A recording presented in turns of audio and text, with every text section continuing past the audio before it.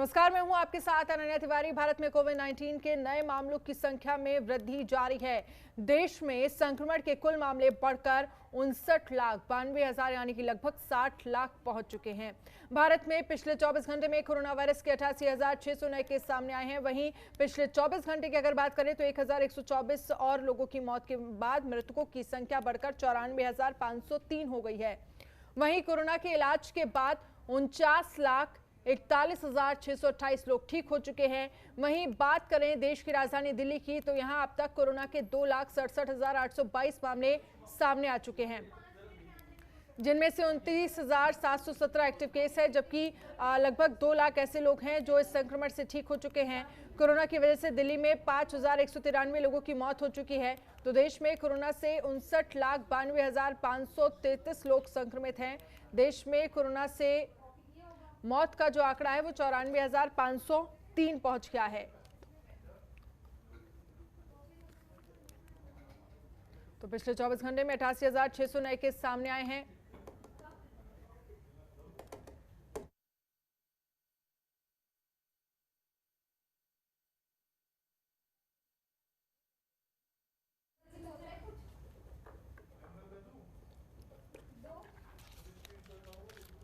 तो 94,503 लोगों की अभी तक मौत हो चुकी है। लेकिन इन सब के बीच एक अच्छी खबर यह है कि हमारे देश में रिकवरी रेट काफी अच्छा है।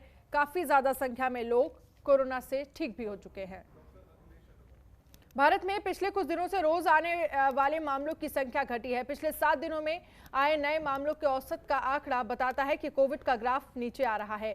महामारी शुरू होने के बाद 17 सितंबर से 26 सितंबर के बीच का वक्त ऐसा रहा है जब लगातार गिरावट देखी गई है। इसका मतलब ये नहीं है कि भारत में कोरोना का सबसे खराब दौर गुजर चुका है। अभी ऐसा कह पाना मुश्किल है। दूसरे देशों के अनुभव बताते हैं कि लंबे वक्त तक केसेस गिरने के बाद अचानक से बढ़े हैं।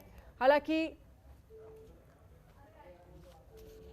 कोरोना से बचने के लिए सावधानी ही एकमात्र बचाव है, क्योंकि इसकी कोई दवाई और वैक्सीन अभी भारत के पास नहीं है। और कैसे बचा जा सकता है कोरोना वायरस, इसके लिए हमारे साथ दिल्ली के स्वामी परमानंद प्रकृति चिकित्सालय के डॉक्टर अखिलेश अग्रवाल जुड़ेंगे। साथ ही डॉक्टर मृदुल मल्होत्रा जो कि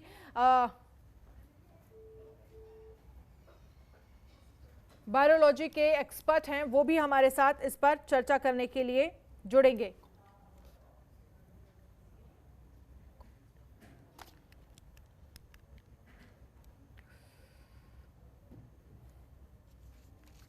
तो दिल्ली के स्वामी परमानंद प्रकृति चिकित्सालय के डॉक्टर अखिलेश अग्रवाल हमारे साथ जुड़ गए हैं लाइव, और साथ ही एक और डॉक्टर इसके बाद हमारे साथ जुड़ेंगे। अखिलेश जी, बहुत बहुत स्वागत है आपका जनतंत्र टीवी पर। पहला सवाल यही है कि हम लगातार देख रहे हैं कोरोना के मामले देश में बढ़ रहे हैं। हालांकि ये कहा जा रहा है कि 7 दिन में जो लगातार 94,000 95,000 हर रोज मामले सामने आ रहे थे, उसकी संख्या में थोड़ी सी गिरावट देखने को मिली है। क्या कहेंगे इस पर आप? सबसे पहले नमस्कार अनन्या जी। मैं अपने दर्शकों से यही कहना चाहूंगा कि कोरोना एक बहुत बड़ी महामारी है और इससे बचाव बहुत जरूरी है। लगातार जो हमारे आंकड़े आ रहे हैं और उनमें जो नए केसेस रोज आ रहे हैं उनमें थोड़ी गिरावट जरूर आई है, परंतु हमें इससे निश्चिंत नहीं हो जाना चाहिए। हमें सावधानी अपनी जगह रखनी ही है। ये एक हो सकता है कि हमारे जो लोग हैं, हमारे भारतवर्ष के लोग हैं, उनके अंदर इम्यूनिटी डेवलप हो रही हो, उनके अंदर इस कोरोना वायरस को लेकर रोग प्रतिरोधक क्षमता बढ़ती जा रही हो। इसकी वजह से भी आंकड़ों में कमी हो सकती है। जी बिल्कुल, लेकिन इन सब के बीच इम्यूनिटी की आपने बात करी, और हम पिछले कुछ समय से देख रहे हैं कि काफी सारे लोग इम्यूनिटी बूस्ट करने के लिए मार्केट में भी कई सारी चीजें उपलब्ध है। काढ़ा आप पी सकते हैं कई बार, हालांकि ये तो कहा जा रहा है कि एक बार ही पी ले तो बहुत है, और भी बहुत सारी चीजें हैं जिससे लोग अपनी इम्यूनिटी को बूस्ट कर सकते हैं। साथ ही मैं अपने दर्शकों को बता दूं कि जो लोग भी हमारे कार्यक्रम को देख रहे हैं, अगर कोरोना से जुड़ी या इम्यूनिटी बूस्ट करने को लेकर उनकी कोई समस्याएं हैं, किसी भी तरह की कोई जानकारी वो चाहते हैं, तो हमारे यहाँ फोन करके सीधे डॉक्टर से जुड़ सकते हैं और उनसे अपनी समस्या का समाधान आप ले सकते हैं। जी डॉक्टर साहब, जिस तरह से इम्यूनिटी बूस्ट को लेकर मैं बात कर रही थी, तो क्या क्या तरीके हैं, किस किस तरीके से लोग इम्यूनिटी बूस्ट कर सकते हैं? देखिए, इम्यूनिटी एक बहुत बड़ा कॉन्सेप्ट है और इम्यूनिटी एक तरीके से पहले इसको समझना बहुत जरूरी है कि होती क्या है। इम्यूनिटी एक तरीके की हमारी शरीर के अंदर एक फोर्स है जो कि हमें रोगों से बचाता है।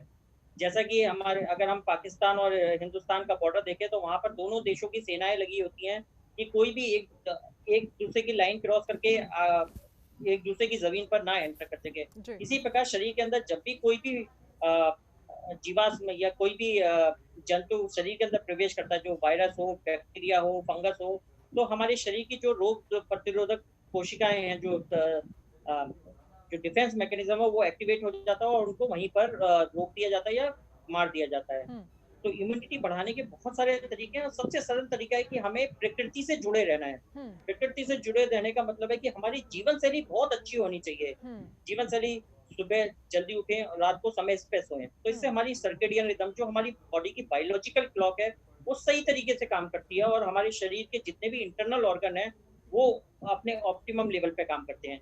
यदि हम अपने जागने और सोने का क्रम सही नहीं रखेंगे तो हमारी इम्यूनिटी डाउन होती है। हुँ, दूसरा, हम कितनी मात्रा में पानी का सेवन करते हैं। हुँ, स्वच्छ और हाइजीनिक पानी का भरपूर मात्रा में सेवन करें। यदि हम पानी कम पीते हैं तो हमारे शरीर के अंदर जो टॉक्सिन्स हमारी डेली की जैविक प्रक्रियाओं के द्वारा बनते हैं, वो शरीर से बाहर नहीं निकल पाते हैं। वो एक साइट मिल जाती है किसी भी बैक्टीरिया को या वायरस को ग्रो करने के लिए। तो भरपूर मात्रा में पानी पिएँ और अपने शरीर को हाइड्रेटेड रखें। हुँ, समय पे हेल्दी खाना खाएँ, जो नेचर से प्राप्त खाना है वैसा खाना खाएँ। संतुलित आहार लें जिसमें हर तरीके का पोषक तत्व हो, कार्बोहाइड्रेट भी हो, प्रोटीन्स भी हो, वसा भी हो यानी कि लिपिड्स भी हो, दैट मीन्स फैट भी हो और मिनरल्स एंड विटामिन्स भी भरपूर मात्रा में हो। हुँ, साथ-साथ मैं पानी पहले ही बता चुका हूँ, भरपूर मात्रा में पानी हो और फाइबर्स भी अच्छी मात्रा में हो ताकि हमारा पाचन तंत्र ठीक रहे। हुँ, यदि हमारा पाचन तंत्र ठीक रहेगा तो बाकी सब हमारा सिस्टम ठीक रहेगा। और सबसे इम्पोर्टेंट बात है हम कितनी नींद लेते हैं। हम इंसान जब बहुत बिज़ी होता है या बहुत सारे काम होते हैं तो सबसे पहले कंप्रोमाइज़ करता है अपनी नींद के साथ। हुँ, तो 7 घंटे की एक एवरेज स्लीप हमारी साउंड स्लीप होनी ही चाहिए। जी, साथ ही साथ हम खान-पीने की बात करी, हमने नींद की बात करी। सबसे इम्पोर्टेंट बात है व्यायाम। हम हुँ, प्रतिदिन अगर 30 से 60 मिनट व्यायाम करते हैं, एक्टिव व्यायाम, जिसमें हमारे शरीर से पसीना निकले। हुँ, ऐसा नहीं कि हम ब बात करते हुए टहल रहे हैं और उसका कोई इफ़ेक्ट नहीं हो रहा। हमें ब्रिस्क वॉक करनी चाहिए, जंपिंग करनी चाहिए या अपनी शरीर के अनुसार एक्सरसाइज़ करनी चाहिए जिसमें हमें पसीना निकले। हुँ, तो इससे हमारे शरीर की जो मांसपेशी तंत्र है वो एक्टिव होता है, हमारा कार्डियोवास्कुलर हेल्थ इम्प्रूव होती है, हमारा रीनल फिल्ट्रेशन बहुत अच्छा होता है हुँ, और हमारा रेस्पिरेटरी सिस्टम स्ट्रॉन्ग होता है। तो जब ये 4 सिस्टम स्ट्रॉन्ग होते हैं तो बाकी सब सिस्टम पे अपना प्रभाव डालते हैं और हमारे शरीर हुँ, के सारे सिस्टम सही प्रकार से चलता है, हुँ, सुचारू रूप से चलता है और हमारी इम्यूनिटी सही तरीके से काम करती है। हुँ, तो हमें ये इन चीज़ों का ध्यान रखना है कि हमारी नींद को प्रॉपर हो, हमारा व्यायाम प्रॉपर हो, हमारा खान-पान बहुत संतुलित हो और पानी का सेवन भरपूर मात्रा में हो हुँ, और हमारे जो जैविक हमारी घड़ी है शरीर की, जिसे हम सर्केडियन रिदम कहते हैं, बायोलॉजिकल क्लॉक रहते हैं, उसका हम समय पे पालन कर सकें। यानी कि जल्दी उठें और सुबह जल्दी उठें और जल्दी सोएँ। हुँ, तो इस तरीके से हम अपनी इम्यूनिटी को स्ट्रॉन्ग रख सकते हैं। ये एक प्राकृतिक तरीका है। इसके साथ-साथ कुछ ऐसी चीज़ें होती हैं जिससे हम अपनी इम्यूनिटी को और स्ट्रॉन्ग कर सकते हैं। जैसे कि हमारी किचन के अंदर मसालों का इस्तेमाल करते हैं। जी, जी, भारतवर्ष जी, में बिल्कुल। मसालों का हुँ, बहुत ही मात्रा में इस्तेमाल होता है। तो ये मसाले हमारे शरीर के अंदर इम्यूनिटी बढ़ाने का काम करते हैं, जिसमें सबसे इम्पोर्टेंट है अश्वगंधा, गिलोय। हुँ, आपका आज आमतौर पे सभी के मुँह से सुनने में आ रहा है कि गिलोय का सेवन बहुत करें, अश्वगंधा का सेवन करें। तो ये सही मायने में ये शरीर के अंदर काम करती हैं और हमारी इम्यूनिटी को बढ़ाती हैं। साथ-साथ यदि आप इन्फेक्शन हो गया है तो आप और भी कुछ जड़ी-बूटियों का सेवन कर सकते हैं ताकि आपका कोरोना का प्रभाव कम हो सके शरीर में। हुँ। बिल्कुल, आप इम्यूनिटी बूस्ट करने को लेकर हम लगातार दर्शकों को जानकारी दे रहे हैं कि किस तरह से आप इम्यूनिटी को बूस्ट कर सकते हैं। बाकी आपकी स्क्रीन पर जो नंबर फ्लैश हो रहे हैं, आप उन पर फ़ोन कर सकते हैं और आपको आपकी कोरोना से रिलेटेड या फिर इम्यूनिटी को कैसे बूस्ट किया जाए, इस तरह की कोई भी समस्या है, आप सीधे हमसे सवाल कर सकते हैं। डॉक्टर साहब आपका जवाब देंगे। डॉक्टर अखिलेश, इन सब के बीच आपने इम्यूनिटी को बूस्ट कैसे करना है, इसको लेकर हमें जानकारी दी। सवाल ये भी है कि इस बीच मार्केट में बहुत सारे ऐसे प्रोडक्ट आए जिनसे इम्यूनिटी बूस्ट की जा सकती है। घरों के लिए तो आपने बताया कि सबसे अच्छा तरीका है कि आप किचन में जाइए, जो मसाले हैं वो आपको इम्यूनिटी को बूस्ट करने में काफ़ी मदद करेंगे। तो जो मार्केट में प्रोडक्ट मौजूद है जैसे विटामिन सी की टैबलेट्स हैं और भी कई सारी चीज़ें हैं, तो वो कितना कारगर है इम्यूनिटी को बूस्ट करने में? और काफ़ी कॉस्टली भी है देखिए वो। देखिए, मैंने आपको पहले ही बताया, अगर हमारा खान-पान संतुलित हो, हमारे खाने में जितने भी पोषक तत्व हमारे शरीर के लिए, दैनिक जीवन के लिए, क्रियाकलाप के लिए ज़रूरी है, वो सब मौजूद हों, तो हमें एक्सटर्नल सप्लीमेंट्स की ज़रूरत नहीं पड़ती है। जी। एक्सटर्नल सप्लीमेंट्स तब दिए जाते हैं जब हमारे खान-पान में, हमारे जो रोज़मर्रा का जो हम चीज़ें सेवन कर रहे हैं, उसमें न्यूट्रिएंट्स की कमी हो। हुँ, तो विटामिन सी जो है वो एक बहुत बड़ा रोल प्ले करता है हमारी इम्यूनिटी को बूस्ट करने के लिए जी। और इम्यूनिटी की फंक्शनिंग के लिए। तो हमें विटामिन सी का सेवन करना है। नेचुरल बहुत सारी चीज़ों के अंदर विटामिन सी मौजूद है, जितने भी खट्टे फल होते हैं, हुँ, जैसे नींबू हो गया, हुँ, नींबू आमतौर पर सभी लोग सेवन करते ही हैं, तो नींबू का अगर हम पानी पिएँ तो हमें भरपूर मात्रा में विटामिन सी मिल सकता है। हुँ, आप आंवला का सेवन कर सकते हैं, आंवला का किसी भी फॉर्म में सेवन करें, वो आपका इम्यूनिटी बढ़ाने में मदद करेगा। जैसे आंवले का आप आंवले का जूस भी पी सकते हैं, कच्चा आंवला खा सकते हैं, आंवले का मुरब्बा भी ले सकते हैं, तो इस तरीके से आंवले का सेवन कर सकते हैं। हुँ, और भी जितने भी खट्टे फल हैं, सभी से इम्यूनिटी बढ़ती है। हरी मिर्ची के अंदर विटामिन सी बहुत अधिक मात्रा में होता है, तो हरी मिर्ची को अगर आप एक कच्ची हरी मिर्ची अगर खाने के साथ खाएँ, तो हुँ, आपकी इम्यूनिटी आपको भरपूर मात्रा में विटामिन सी मिलेगा। हुँ, तो इस तरीके से भी आप नेचुरल चीज़ें ले सकते हैं। हुँ, बाज़ार की अगर डॉक्टर ने प्रिस्क्राइब करी है, तो ही बाज़ार से सप्लीमेंट्स लेने चाहिए। अपनी मर्ज़ी से कोई भी सप्लीमेंट्स नहीं लेने चाहिए। हुँ, अपनी बिल्कुल। मर्ज़ी से अगर आपको लेना है, तो अपने खान-पान में उन चीज़ों को ऐड कीजिए। बिल्कुल, तो आप घरेलू जो भी चीज़ें हैं, फ्रूट्स हैं और सब्जियां हैं, आपके किचन में मसाले हैं जिनमें काफ़ी ज़्यादा इम्यूनिटी आपकी बूस्ट कर सकते हैं वो मसाले, तो आप वो तो यूज़ कर ही सकते हैं। डॉक्टर अखिलेश, आप हमारे साथ बने रहिए, आगे भी हम इस पर आपसे चर्चा करेंगे।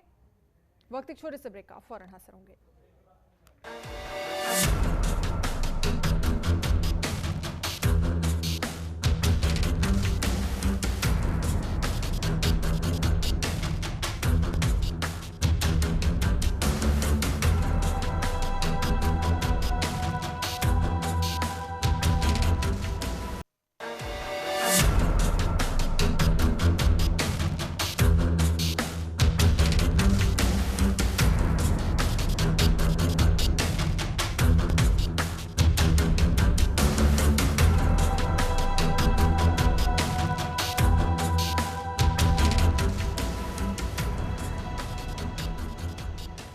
ब्रेक के बाद आपका स्वागत है। लगातार कोरोना को लेकर हम आपको जानकारी दे रहे हैं और आपकी टीवी स्क्रीन पर नंबर भी फ्लैश हो रहे हैं। किसी भी दर्शक को कोरोना से रिलेटेड इम्यूनिटी बूस्ट करने के लिए कोई भी समस्या है, आप हमें डायरेक्ट फोन कर सकते हैं।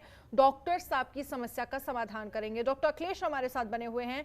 डॉक्टर अखिलेश, जिस तरह से देख रहे हैं हम, लगातार कोरोना के जो मामले हैं वो बढ़ते चले जा रहे हैं और इसी के बीच ये सवाल भी उठता है, क्या देश में कोरोना का पीक निकल चुका है या अब आएगा? क्योंकि WHO की तरफ से भी तमाम चेतावनियां दी जा रही हैं देश को कि अभी आने वाले समय में और भी भयावह स्थिति हो सकती है या कुछ कंट्रोल में होती हुई नजर आएगी। क्योंकि पिछले 7 दिन का जो आंकड़ा आया, क्योंकि हम पहले देख रहे थे 96,000, 1 लाख के पार जिस तरह से मामले 98,000 के पार आ रहे थे, लेकिन अब ये 85,000 और 77,000 पर टिक गए हैं।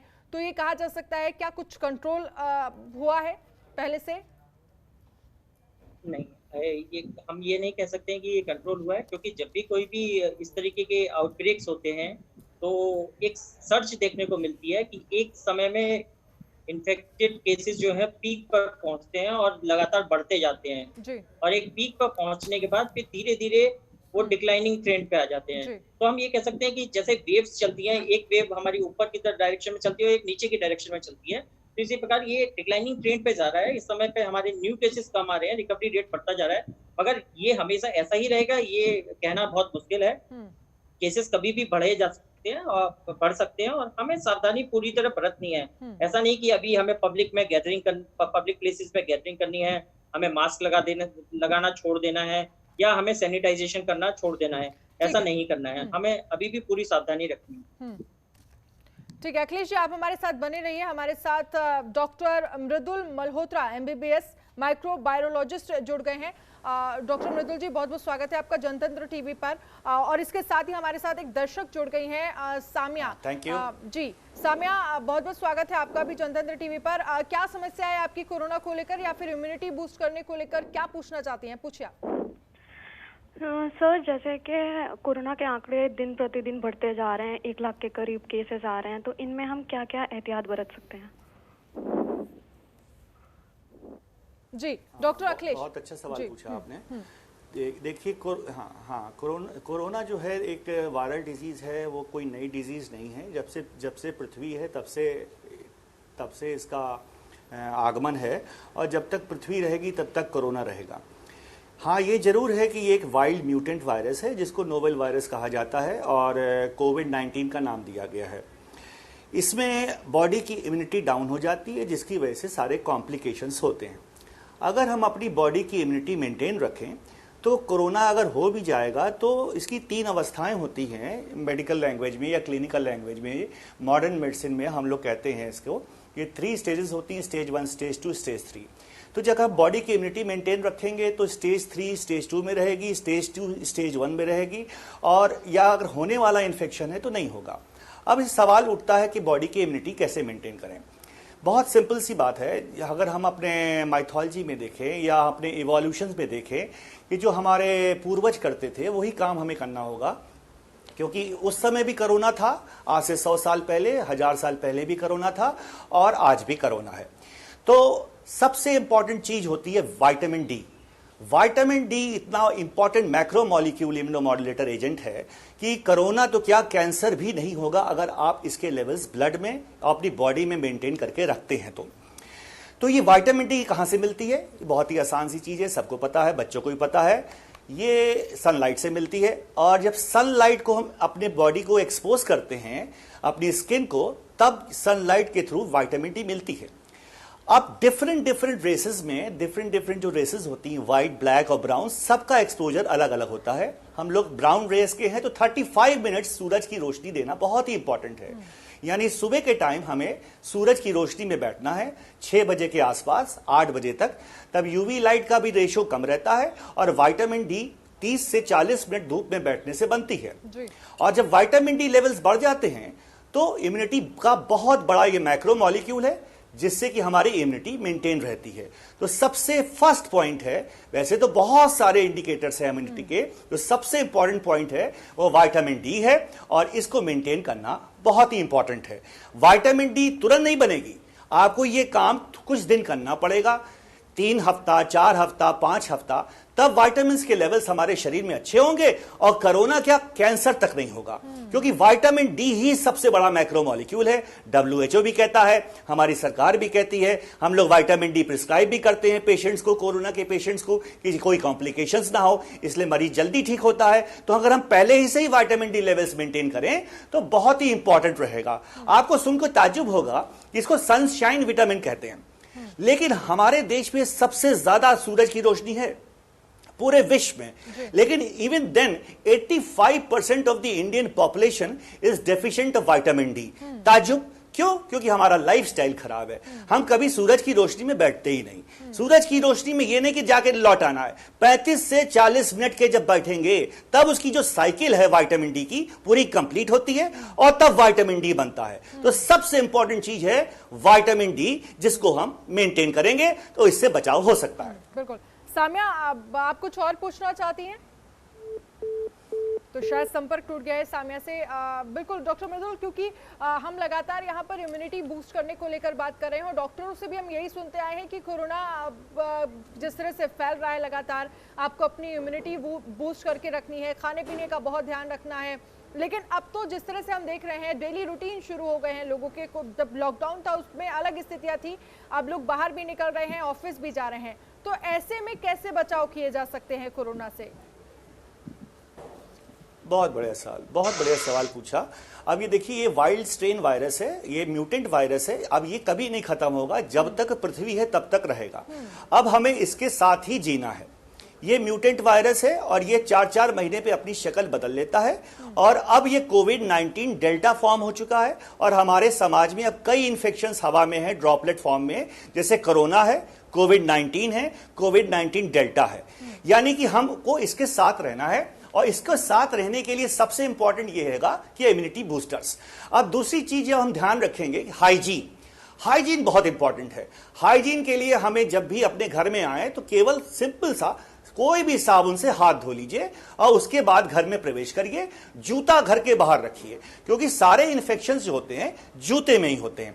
तो जूता जितने ही बाहर रहेगा, चप्पल बाहर रहेंगी, घर की चप्पल अंदर होनी चाहिए, वो अंदर रहनी चाहिए, वो अंदर ही यूज होगी, और साबुन से हाथ धो के ही प्रवेश करें। सबसे खतरनाक एजेंट जो हमारी मॉडर्न सोसाइटी में है वो ये है, क्या कहते हैं, हमारा मोबाइल फोन। मोबाइल फोन इतना गंदा आर्टिकल है कि जो हमारा फीकल मैटर है, जिसको हम स्टूल कहते हैं क्लिनिकल लैंग्वेज में, उससे भी ज्यादा गंदा होता है ये। यानी इसमें इतने बैक्टीरिया, वायरस, फंगस होते हैं कि हमारी स्टूल में भी नहीं होते, जिसको मल कहते हैं। और इसी से ही हम दिन भर खाना खाते हैं, अपने नाक पे हाथ रखते हैं, आंख पे हाथ रखते हैं। तो ये सबसे गंदा एजेंट है। अब इसको जब घर में आए तो इसको किसी भी यूवी लाइट की एक छोटे से चैम्बर्स आए हैं, हमारे स्वदेशी योजना में बन रहे छोटे छोटे चैम्बर्स होते हैं, उसमें रख दीजिए, स्टरलाइज कर लीजिए। हमारे साथ जुड़ गए हैं दिलीप कुमार। दिलीप कुमार, आपकी क्या समस्या है कोरोना से रिलेटेड या फिर इम्यूनिटी बूस्ट करने से किसी भी तरह की कोई समस्या है, आप अपनी बात रख सकते हैं। मैं दिलीप कुमार चेन्नई से बात कर रहा हूँ जी। डॉक्टर जी नमस्ते। हेलो जी जी, अपना सवाल रखिए। मेरा सीधा साधा सवाल है, अभी तो क्या लोगों को कोरोना के साथ जीना ही पड़ेगा, इसका कोई है नहीं।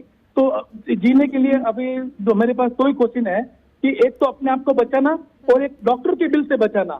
तो अब कुछ कंपनियों से इंश्योरेंस लेते हैं कोरोना के लिए, तो उसमें क्या क्या प्रिवेंटिव आपको मतलब देने से हमको सिक्योर हो सकता है। अब बहुत सारी कंपनियां दे रही है, तो इंश्योरेंस दे रही है, तो डॉक्टर के पास जाने से हम क्या क्या सेफ्टी से अपन डॉक्टर का इलाज कर सकते हैं, वही मेरा सीधा साधा सवाल है जी। अनन्या जी, इनका क्वेश्चन रिपीट कर दीजिए प्लीज। दिलीप जी, एक बार आप अपना क्वेश्चन रिपीट करें। इंश्योरेंस को लेकर इनका सवाल है कि जो भी कंपनी कोरोना से रिलेटेड इंश्योरेंस दे रही है तो हमें क्या क्या चीजों का ध्यान उसमें रखना चाहिए। दिलीप जी। हाँ ठीक है, हम समझ गए। देखिए, कोरोना उन्हीं लोगों के लिए हार्मफुल है जिनको कोई अंडरलाइन डिजीज होगी।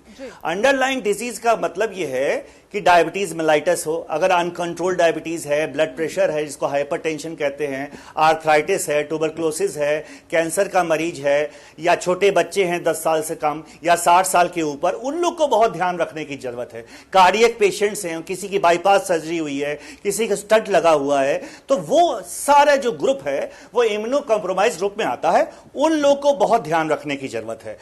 इन ध्यान रखने से इन बीमारियों को ध्यान ज्यादा रखना है। कहने का मतलब यह है कि जब हम इन बीमारियों से बचेंगे तभी कोरोना से बचेंगे। अगर इन बीमारियों के बावजूद कोरोना इन्फेक्शन होगा तो कोरोना बहुत घातक हो जाएगा। तो कहने का मतलब यह है कि जब ये लॉकडाउन हुआ तो कई पेशेंट्स हम देख रहे हैं अपनी प्रैक्टिस में अपनी बीमारियों को ही भूल गए और कोरोना का दिमाग में उनके रहा, कोरोना के बचाव में अपनी बीमारियां ही भूल गए और सारी मेडिसिन का रेगुलेशन खराब कर दिया। कोई जांच नहीं कराई, तो जो ब्लड शुगर थी वो नॉर्मल आती है, लेकिन जो ब्लड शुगर के नए इंडिकेटर्स हैं जैसे HbA1c है, सी पेप्टाइड है, इंसुलिन लेवल है, वो सब कराना पड़ेगा और अपने शुगर को रेगुलेट करना पड़ेगा। डिस्पाइट आपकी शुगर नॉर्मल आती रहती है, तो ये जो नए इंडिकेटर्स हैं उनको टेस्ट कराना पड़ेगा शुगर के पेशेंट्स को और अपनी बॉडी को रेगुलेट करना पड़ेगा, जिससे कि आपकी शुगर, इंटरनल ऑर्गन्स में शुगर की बात कर रहे हैं हम। आप लोग जो है, जो मरीज हैं वो पेरिफेरल ब्लड की शुगर नाप के बहुत खुश हो जाते हैं कि ये नॉर्मल आ गई है, वो नॉर्मल नहीं है। इंटरनल ऑर्गन्स में कितनी शुगर जा रही है ये बहुत इंपॉर्टेंट है। तो इन जांचों से ये पता चलेगा। और साथ ही हमारे साथ डॉक्टर अखिलेश भी जुड़े हैं, दोनों से लगातार हम चर्चा कर रहे हैं। आपकी भी कोई समस्या है तो जरूर हमें फोन करिए, टीवी स्क्रीन पर नंबर फ्लैश हो रहे हैं। वक्त एक छोटे से ब्रेक का, फौरन हाजिर होंगे।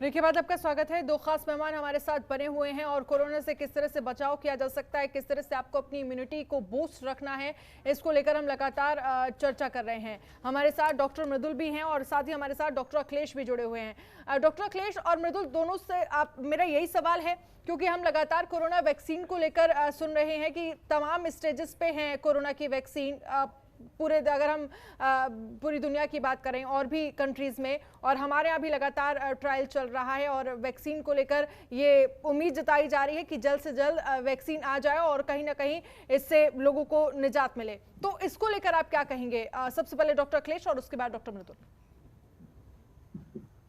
देखिए, वैक्सीन एक सॉल्यूशन है ऐसी बीमारियों से बचने का, मगर वैक्सीन के काफी जगह पर ट्रायल भी चल रहे हैं और थोड़ा बहुत जगह पर ये सक्सेसफुल भी हुई है आम जनता में, जहाँ पर भी वॉलंटियर मिले हैं इसके ट्रायल के लिए। परंतु देखिए, इतना मास प्रोडक्शन पे वैक्सीन बनाना और हर व्यक्ति को वैक्सीन लगाना, इसमें भी बहुत लंबा समय लगेगा। तो इस चीज को ध्यान में रखते हुए हमें अपनी प्रिकॉशंस रखनी है और इस बीमारी से बचने के लिए जो भी नियम सरकार ने बताए हैं कि हमें सोशल डिस्टेंसिंग का पालन करना है, मास्क लगाना है, हमें सैनिटाइज करना है, और डॉक्टर साहब ने 2-3 चीजें और बताई कि हमें बाहर का फुटवेयर और घर के अंदर का फुटवेयर अलग अलग रखना है, क्योंकि ज्यादातर जितने भी इन्फेक्शंस घर के अंदर आते हैं वो हमारे फुटवेयर से आते हैं। तो हमें फुटवेयर को अलग रखना बहुत जरूरी है। जो भी आप बाहर पहनने वाले आपके फुटवेयर हैं, जूते हैं या चप्पल है, उसे आप घर के बाहर ही रखिए और घर अंदर आने के बाद पैरों को सैनिटाइज करके दूसरा घर के अंदर वाला फुटवियर पहनेंगे। और घर में आने के जब भी बाहर से आए हैं तो आते ही आप नहाकर अपने कपड़े चेंज कर लें। और जैसा कि डॉक्टर साहब ने बताया कि हमारा मोबाइल जो है वो इन्फेक्शन का सबसे बड़ा कारण है, तो अपने मोबाइल को टाइम टू टाइम सैनिटाइज करना ना भूलें। और प्रिकॉशन के तौर पर आप गरारे कर सकते हैं, नमक के पानी के गरारे करें और समय समय पर भाप लेते रहें, तो इससे भी हम काफी हद तक इन्फेक्शन से बच सकते हैं। ठीक है अखिलेश जी, आपको रोकना चाहूंगी और साथ ही डॉक्टर मृदुल आपसे इस बात का बाद में जवाब लेंगे, लेकिन एक कॉलर हमारे साथ अमित सिंह जुड़ गए हैं दिल्ली से। अमित, अपना सवाल पूछिए, क्या समस्या है आपकी? जी, मैं ये जानना चाहता था, अभी कुछ दिन पहले मेरे फादर कोरोना पॉजिटिव हुए थे, जो कि हॉस्पिटल में एडमिट होकर आए हैं जी। और अब उनको कोई परेशानी तो नहीं है, लेकिन मैं चाहता हूँ ये डॉक्टर साहब बताएं कि उनको अब क्या क्या सावधानियां बरतनी चाहिए, क्योंकि अभी मैंने हाल ही में सुना था कि पॉजिटिव होने के बाद भी लोग फिर से पॉजिटिव हो रहे हैं जी। बहुत बढ़िया सवाल पूछा है उन्होंने। देखिए, जो भी कोविड पॉजिटिव केसेस आ रहे हैं वो कोई ना कोई अंडरलाइन डिजीज की वजह से कोविड की जो सीवियरिटी है वो बढ़ जाती है और आगे चल के इनको फिर से कोविड होने का या कोरोना होने का खतरा होता है, क्योंकि इम्यूनिटी डाउन होती है। अब इस पे जो हमारे शरीर में एंटीबॉडीज बनती हैं, उस पे हम लोग ने जो रिसर्च की है, वो जो न्यूट्रलाइजिंग एंटीबॉडीज होती हैं, वो न्यूट्रलाइजिंग एंटीबॉडीज नहीं बन रही हैं इसमें। कहने का मतलब है कि जो हमारे ब्लड में एंटीबॉडीज बनती हैं किसी भी रोग को मारने के लिए, जो प्रतिशोधक एंटीबॉडीज होती हैं, वो बाकी रोगों को तो रोकती हैं। कुछ एंटीबॉडीज जीवन भर रोकती हैं, जैसे मिजल्स है, मिजल्स को खसरा है, एक बार एंटीबॉडीज बन जाएं तो जिंदगी भर मिजल्स नहीं होगी। लेकिन इसमें जो एंटीबॉडीज बन रही हैं वो न्यूट्रलाइजिंग नहीं होती, यानी कि एक बार कोरोना हो गया है और उसकी इम्यूनिटी डाउन है तो हर 4 महीने पे कोरोना होने का उसको खतरा रहता है। और हम अगर अर्बन पॉपुलेशन की बात करें, रूरल की बात नहीं कर रहा हूं मैं, अर्बन पॉपुलेशन की बात करें तो 90% पॉपुलेशन की जो इम्यूनिटी है वो डाउन है, यानी कोई ना कोई उसको बीमारी है, चाहे आर्थराइटिस है, गठिया है, ऑस्टियोआर्थराइटिस है, ब्लड प्रेशर, हाइपरटेंशन है, डायबिटीज मेलाइटस है, या कोई भी लाइफस्टाइल डिसऑर्डर है, फैटी लिवर है, बहुत ही कॉमन है हमारे देश में, तो वो सब इम्यूनिटी को डाउन करता है और 4 महीने बाद फिर से कोरोना होने का खतरा रहता है। तो फिर से हम आएंगे वैक्सीन पे। बहुत बढ़िया डॉक्टर साहब ने कहा कि वैक्सीन बनाना एक बच्चों का खेल नहीं है, हम 24 घंटे काम कर रहे हैं, हमारे डॉक्टर, हमारी सरकार 24 घंटे काम कर रही है, WHO 24 घंटे काम कर रहा है। एक देश नहीं, लगातार कई देश इसमें लगे हुए हैं, सब एक देश दूसरे देश से लगे हुए हैं। अगर ये 24 घंटे हम काम करें तो 1-2 महीने में नहीं, 2 साल बाद एक वैक्सीन आ सकती है। लेकिन बात समझिए, ये एक आरएनए वायरस है और आरएनए वायरस की एक टेंडेंसी होती है हमारी मेडिकल साइंस में, इसमें एक प्रॉपर्टी होती है एंटीजेनिक शिफ्ट और एंटीजेनिक ड्रिफ्ट, यानी लेमैन लैंग्वेज में हम कहें तो ये वायरस हर 3 से 4 महीने पे अपनी शक्ल बदल लेता है। यानी कि हम कोविड-19 की वैक्सीन ले भी आए तो ये कोविड-19 डेल्टा 365 हो गया है। अब हमारे समाज में कोरोना भी है, कोरोना 19 भी है जिसको कोविड-19 कहते हैं, कोविड-19 डेल्टा 365 भी है। तो कोविड-19 डेल्टा 365 की तो वैक्सीन नहीं है। कोविड-19 की वैक्सीन अगर 2 साल बाद आ भी जाएगी तो कोविड-19 डेल्टा 365 हो जाएगा, तो वो वैक्सीन काम नहीं करेगी। यानी कि फिर हमको लौटना पड़ेगा इम्यूनो प्रोटेक्शन पे, यानी इम्यूनिटी बिल्डिंग। इम्यूनिटी बिल्डिंग बहुत ही इंपॉर्टेंट रहेगी। अब जैसे आजकल तुलसी है, तुलसी 3 प्रकार की होती है, रामा और श्यामा, और एक तीसरी तुलसी होती है ब्लैक तुलसी। ब्लैक तुलसी में इतने ज़ैंथेनॉइड्स होते हैं, इतने ग्लाइकोसाइड्स होते हैं, ये हमारी जनरल पॉपुलेशन के पास नहीं है। हम अपने पास रखते हैं, हम अपने घर पे भी रखते हैं, टेरेस गार्डन में भी लगाते हैं, 4-5 गमले में लगी हुई है। ये बिल्कुल डिफरेंट होती है, ये रामा भी नहीं होती और श्यामा भी नहीं होती, क्योंकि जो रामा तुलसी है और श्यामा तुलसी है जो सब लोग जानते हैं, उसकी जो बायोअवेलेबिलिटी है वो 30% के आसपास होती है या 20% होती है। लेकिन ये जो हमारी ब्लैक तुलसी है जो चित्रकूट में उगती है, वो हम अपने घर में भी लगा सकते हैं। उसकी अगर हम तुलसी की चाय पिए दिन से 4 बार, जब उबालते हैं पानी तो इसमें जो ग्लाइकोसाइड्स होते हैं, जो स्टेरॉल्स होते हैं, वो पानी में लीक कर जाते हैं और ये इम्यूनिटी को बढ़ाते हैं। तो काली तुलसी की चाय बहुत ही इंपॉर्टेंट होती है, दिन में 3 से 4 बार पिएं, टेरेस गार्डन पे लगाएं और सदा स्वस्थ रहें और कोरोना क्या कैंसर से भी दूर रहें। ठीक है, तो ये एक उपाय है जो करा जा सकता है। एक और कॉलर हमारे साथ जुड़ गए हैं, सुमित लांबा। सुमित, क्या समस्या आपकी, क्या सवाल है आपका? डॉक्टर साहब से सवाल करिए। डॉक्टर साहब, इस समय मौसम चेंज हो रहा है, जो लक्षण कोरोना के हैं लमसम यही लक्षण जब मौसम चेंज होता है तो बाकी भी बीमारियों में होते हैं। जो हल्का फीवर होता है, यही खांसी होती है, यही जुकाम होती है। फर्क क्या है? क्योंकि फीवर आता है, टेस्ट तब भी गायब होता है, और कोरोना में भी टेस्ट गायब हो रहा है। कैसे पहचाने? और फिर जब हम जाते हैं हॉस्पिटल, वहाँ अपना चेकअप कराते हैं, कोरोना वहां से भी आने का एक संकट रहता, डर रहता, क्योंकि वहां पर ज्यादातर कोरोना पॉजिटिव पहुंचते हैं अपना टेस्ट कराने के लिए। फर्क क्या है जो मौसम चेंज हो रहा उस बीमारी में और कोरोना वाली बीमारी में? अगर घर बैठे फर्क करना चाहें तो कैसे करें? बहुत बढ़िया सवाल पूछा आपने। देखिए, जो कोविड-19 के केसेस आ रहे हैं उसमें जो कॉमन मैनिफेस्टेशन देखा जा रहा है, जो सीरियस केसेस हैं, एसिम्प्टोमेटिक की बात नहीं कर रहे हैं, क्योंकि जो कोविड के केसेस हैं वो 60% एसिम्प्टोमेटिक होते हैं। यानी कि उनको इन्फेक्शन होता है, गले में इन्फेक्शन रहता है, लेकिन वो बाकी ऑर्गन्स में नहीं पहुंचता, तो वो धीमे धीमे होम क्वारंटाइन से भी ठीक हो जाते हैं और simple zinc, calcium, vitamin C देने पे भी ठीक हो जाते हैं। इसमें विटामिन डी और विटामिन सी दोनों हम देते हैं। लेकिन 60 to 70% में ही एसिम्प्टोमेटिक रहते हैं, बाकी 30% में ऐसा नहीं होता। बाकी 30% में स्टेज 2, स्टेज 3 में डिजीज जा सकती है, और उनमें देखा गया है कि बुखार बहुत तेज आता है। 100 के ऊपर बुखार आता है, 101 बुखार, 103 बुखार, 104 बुखार भी आ रहा है। इतना हम देख रहे हैं पेशेंट्स, तो उसमें थर्मोमीटर क्रॉस कर जा रहा है। यानी उस समय हमें क्या करना है? बुखार उतारने में लगना है। कोरोना का इलाज तो करेंगे ही करेंगे, लेकिन पहले बुखार उतारने में लगना है, क्योंकि हिमोलाइज हो जाएगी हमारे आरबीसी और डेथ हो जाएगी। तो सबसे पहले हमें जो सबसे बेसिक चीज है, बर्फ का पानी लेंगे, बर्फ लेंगे और 3-4 आदमी उसकी सेवा में लग जाएंगे, तेज पंखा चला देंगे जिससे इवेपोरेशन तेज हो, और हमारी बॉडी में जो पर्सपिरेशन होगा, जब बॉडी का सरफेस एरिया बढ़ जाएगा तो कस के इवेपोरेशन होगा और बॉडी टेम्परेचर तुरंत घटेगा और 104 बुखार 103 2-1 में आके रुकेगा। तब हमारा पैरासिटामोल काम करेगा और उसको रेगुलरली देंगे। ये तो बेसिक बात हो गई। लेकिन जब क्लिनिकली हम डायग्नोसिस बनाएंगे तो टेस्ट करना पड़ेगा। तो जो सबसे इंपॉर्टेंट टेस्ट है जो हमारी सरकार कहती है वो RT-PCR है। अब RT-PCR में भी देखिए बहुत चीजें हैं जो जनता नहीं जानती। एक RT-PCR मैनुअल होता है, एक RT-PCR ऑटोमेटेड होता है। RT-PCR जो ऑटोमेटेड होता है उसमें हम कई जीन्स का टेस्ट कर रहे हैं, मैनुअल में भी कई जीन्स का टेस्ट करते हैं। जो ई जीन है, जो स्क्रीनिंग जीन है, जो हमारी सरकार कहती है, ICMR सरकार कहती है, यूपी गवर्नमेंट भी कह रही है कि ICMR ये कहता है ई जीन जब पॉजिटिव आ रही है तो इसका ये मतलब नहीं कोरोना है। इसका मतलब यह है कि कोरोना होने की 99% संभावना है। आप एक कंफर्मेटरी टेस्ट आगे कराइए जिसको RDRP जीन या अब नई टेक्नोलॉजी एक आ गई है ORF जीन टेक्नोलॉजी, उसको टेस्ट करके जब ये पॉजिटिव आता है तब हम कहते हैं ये कोरोना का पेशेंट है, नहीं तो नहीं है। अगर ई जीन पॉजिटिव आ रही है, जो स्क्रीनिंग टेस्ट है, जो भी RT-PCR है, तो इसका ये मतलब नहीं कोरोना है। कोरोना भी हो सकता है, एडिनोवायरस भी हो सकता है, राइनोवायरस भी हो सकता है, जिसको आप लोग कॉमन सर्दी जुकाम बुखार कहते हैं।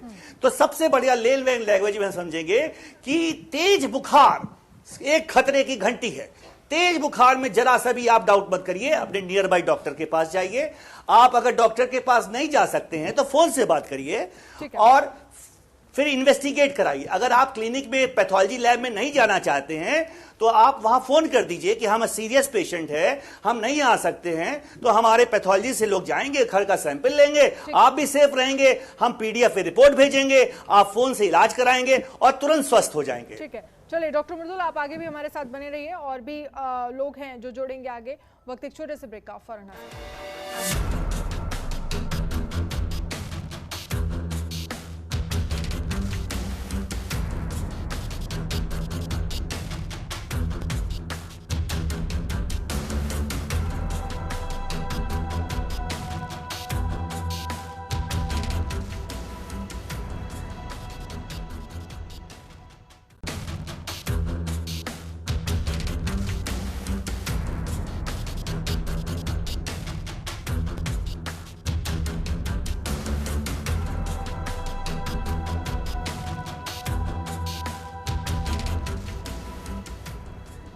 ब्रेक के बाद आपका स्वागत है। तो लगातार कैसे कोरोना से बचा जाए, क्या कुछ आप उपाय कर सकते हैं, उसको लेकर हम लगातार चर्चा कर रहे हैं। और साथ ही हमारे साथ दोनों खास मेहमान बने हुए हैं। एक कॉलर हमारे साथ जुड़ गए हैं नोएडा से, जुबैर क्या सवाल है आपका? जी, मेरा सवाल ये था कि मेरे भाई को कोई सिम्टम नहीं थे उसके कोरोना के, लेकिन उन्होंने अपनी रिपोर्ट जब करवाई तो वो पॉजिटिव आए हैं। तो उसके बाद हालांकि डॉक्टर ने कहा कि आपको अस्पताल जाना चाहिए, लेकिन हम चाह रहे थे कि होम क्वारंटीन करें उनको। तो इसमें क्या ऑप्शन रह जाते हैं हमारे पास कि उनका अस्पताल जाना जरूरी है ऐसे में, या होम क्वारंटीन ही करें? जी, हम बहुत बढ़िया सवाल पूछा इन्होंने। मैंने अभी भी बताया आपको कि हमारे जो कोविड के पेशेंट्स होते हैं वो 60 to 70% एसिम्प्टोमेटिक रहते हैं। तो एसिम्प्टोमेटिक रहने में उन्हें कोई समस्या नहीं होती। इसका मतलब ये है कि वो किसी व्यक्ति के थ्रू एक्सपोज हुए हैं और उनका जो इन्फेक्शन है ऊपर नेजोफेरिंजियल ट्रैक्ट में रुका हुआ है। अगर हम टेस्ट करेंगे तो वो पॉजिटिव आएंगे। लेकिन ये बहुत अच्छी बात है कि हमने टेस्ट कर लिया है। इससे हमें ये पता चल जाएगा कि आगे चल के हमें इसमें बहुत प्रिकॉशंस लेने की जरूरत है। और अगर कोई अंडरलाइन डिजीज है उस पेशेंट को, जैसे मैं बता चुका हूं बहुत सारे डिजीजेज, तो उस पर फोकस करेंगे। लोग क्या कर रहे हैं, डायबिटीज है, कोरोना पॉजिटिव आया, डायबिटीज के बारे में भूल गए, कोरोना पे ध्यान देने लगे, तो पेशेंट्स की फिर डेथ हो जाने लगती है, क्योंकि फिर वेजोवेगल शॉक होने लगता है, डर पैदा हो जाता है, और वो डेथ जो हो रही है वो अंडरलाइन डिजीज से हो जाती है। तो हमें कहने का मतलब यह है कि जब ऐसे पेशेंट्स आए जिनको कोई तकलीफ नहीं है, टेस्ट पॉजिटिव आ रहा है, तो एक वार्निंग सिग्नल हो गया पेशेंट को कि ठीक है आप कोरोना पॉजिटिव हैं, आप घर में रहिए, खूब पानी पीजिए, क्योंकि हमारा जो खून है पानी से बना हुआ है और इसमें खून गाढ़ा हो जाता है। जो हम लोग क्लिनिकल लैंग्वेज में कहते हैं डॉक्टर लोग कि हेमाटोक्रिट इसका जो है इसमें बहुत ज्यादा बढ़ जाता है और खून गाढ़ा हो जाता है, ऑर्गन फेलियर होने की चांसेस होती हैं। तो इसमें लोग पानी पीना ही छोड़ दे रहे हैं। अरे पानी भाई बहुत ही इंपॉर्टेंट एजेंट है और खूब पानी पीना है। 10 लीटर पानी पीजिए। आपको 10 लीटर का मतलब बहुत होता है। आप लोग 10 लीटर को मजाक समझते हैं, वो समझते हैं दिन भर में 1 कप पी लेंगे, 2 कप पी लेंगे, 2 गिलास पी लेंगे। नहीं, 10 लीटर पानी, क्योंकि हमने कई स्टेज 3 के पेशेंट्स को भी 10 लीटर फ्लूइड पिला के ठीक किया है, जिसमें तुलसी की चाय है, फ्रेश फ्रूट जूस है। फ्रेश फ्रूट जूस की बात कर रहे हैं हम, प्रिजर्वेटिव वाले जूस की बात नहीं कर रहे हैं। फ्रेश फ्रूट जूस है, तुलसी की चाय है, पानी है, और अदरक की चाय है, गिलोय का पानी है, कोई भी है, सब में पानी है। तो कॉमन फैक्टर क्या है? पानी, हाइड्रेशन। तो हाइड्रेशन बहुत इंपॉर्टेंट है। घर में रहिए, हॉस्पिटल ना जाइए उस समय अगर ये सिम्टोमेटिक है तो। ठीक है, अब हमारे साथ डॉक्टर अखिलेश भी बने हुए हैं। डॉक्टर अखिलेश, क्योंकि हम देख रहे हैं जिस तरह से एसिम्टोमेटिक जो केसेस हैं वो बहुत ज्यादा सामने आ रहे हैं, क्योंकि जनरली कोई सिम्टम्स नहीं है और अगर आप कोरोना टेस्ट कराते हैं तो लोग कोरोना पॉजिटिव निकलते हैं। देखिए, ज्यादातर एसिम्प्टोमेटिक केसेस क्यों होते हैं? ठीक है, किसी भी डिजीज को डेवलप होने के लिए एक वायरल लोड की जरूरत होती है। मतलब हमें कितनी नंबर्स में वायरस हमारे शरीर के अंदर एंट्री करते हैं उसके ऊपर डिपेंड करता है। अगर हमारे शरीर के अंदर बहुत कम नंबर में वायरस एंट्री करता है तो हमारा इम्यून सिस्टम उसको वही फर्स्ट चेक पे ही रोक देता है और उसको आगे डेवलप नहीं होने देता। जैसा कि डॉक्टर साहब ने बताया, जब हमारे अंदर एसिम्प्टोमेटिक केसेस में जो वायरस है वो नेसोफेरिंक्स तक ही लिमिटेड हो जाता है, नीचे नहीं उतरा है और डिजीज पैदा नहीं की है। तो हमें यहाँ पर प्रिकॉशंस लेने की जरूरत है। ये बहुत अच्छी बात है, डॉक्टर साहब ने कई बार इसको हाईलाइट किया है कि यदि हमारे अंदर पहले से भी कोई बीमारियां, गंभीर बीमारियां जैसे डायबिटीज के केसेस में हमारी इम्यूनिटी वैसे ही बहुत कम होती है, तो डायबिटीज सबसे बड़ा खतरा है। और इसके साथ साथ यदि आपके पास कोई भी मेजर हेल्थ इश्यूज हैं, जैसे आपकी किडनी से रिलेटेड कोई भी समस्या है, आपकी हार्ट से रिलेटेड कोई भी समस्या है, मतलब हृदय से रिलेटेड कोई भी बीमारी है, या फिर आपको कोई सी भी तरीके की कैंसर की इम्यूनोसप्रेसिव बीमारियां हैं, जैसे कैंसर हो गया, एड्स हो गया, ऐसी बीमारियों का आपको विशेष ध्यान रखना है, उनको नजरअंदाज नहीं करना है। तो एसिम्प्टोमेटिक केसेस वाले को भी उतनी ही प्रिकॉशंस रखनी है जितनी सिम्प्टोमेटिक केस वाले को रखनी है। तो ऐसा नहीं है कि एसिम्प्टोमेटिक वाला कहीं भी घूम सकता है। जैसे ही आपको पता चला, ये केस तो बहुत ही अच्छा है कि इन्होंने टाइमली टेस्ट करा लिया और इनको पता चल गया, तो आपको सबसे पहले तो चलिए ठीक है सर, समय की कमी है अखिलेश जी हमारे साथ। चलिए डॉक्टर अखिलेश, बहुत बहुत शुक्रिया हमसे बातचीत करने के लिए, हमारे साथ जुड़ने के लिए, और साथ ही हमारे साथ डॉक्टर मृदुल जुड़े थे, उनका भी बहुत बहुत शुक्रिया। तो किस तरह से आपको बचाव करना है, क्योंकि अब डेली रूटीन की चीजें शुरू हो गई हैं, बचाव ही एक सावधानी हो और इसी से कोरोना से बचा जा सकता है। खास पेशकश में फिलहाल इतना ही। देखते रहिए जनतंत्र टीवी। नमस्कार।